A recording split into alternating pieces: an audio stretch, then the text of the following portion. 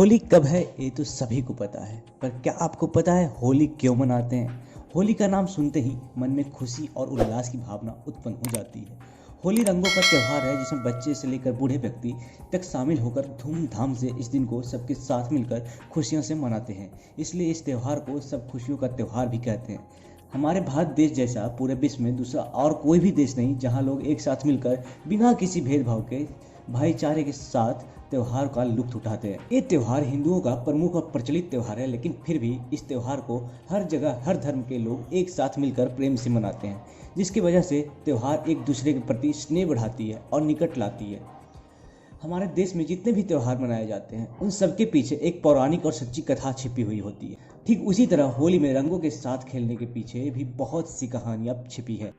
आखिर होली का त्योहार क्यों मनाया जाता है? होली के इस त्योहार से अनेक पौराणिक कहानी जुड़ी हुई है, जिनमें से सबसे प्रचलित कहानी प्रहलाद और उनकी भक्ति की है।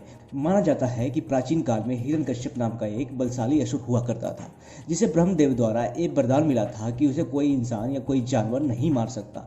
ना ही किसी अस्त्र ना ही किसी शस्त्र से मारा जा सकता है, ना घर के बाहर ना घर के अंदर, ना ही दिन में और ना ही रात में, ना ही धरती पर ना ही आकाश में। असुर के पास इस असीम शक्ति होने की वजह से वह घमंडी हो गया था और भगवान की बजाय खुद को ही भगवान समझता था। अपने राज्य के सभी लोगों के साथ अत्याचार करता था और सभी को भगवान विष्णु की पूजा करने से मना करता था।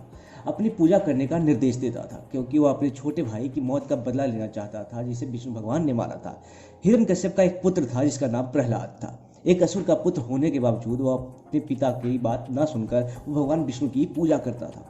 हिरण्यकश्यप के खौफ से सभी लोग उसे भगवान मानने के लिए मजबूर हो गए थे, सिवाय उसके पुत्र प्रहलाद के। हिरण्यकश्यप को ये बात मंजूर नहीं थी। उसने काफी प्रयास किया कि उसका पुत्र भगवान विष्णु की भक्ति छोड़ दे, मगर वो हर बार अपनी प्रयास में असफल होता रहा। इसी क्रोध में उसने अपनी पुत्र की मृत्यु करने का फैसला किया। अपने इस घिनौने चाल में उसने अपने बहन होलिका से सहायता मांगी। होलिका को भी भगवान शिव द्वारा एक वरदान प्राप्त था, जिसमें उसे एक वस्त्र मिला था। जब तक होलिका के तन पर वो वस्त्र रहेगा तब तक होलिका को कोई भी जला नहीं सकता। हिरण्यकश्यप ने एक षड्यंत्र रचा और होलिका को एक आदेश दिया कि वह प्रहलाद को अपने गोद में लेकर आग में बैठ जाए।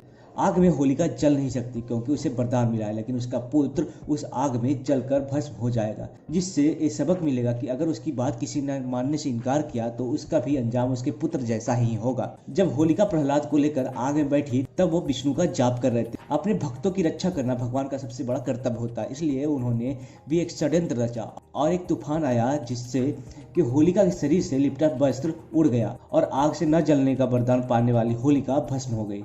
और वहीं दूसरी ओर भक्त प्रहलाद को अग्निदेव ने छुआ तक नहीं।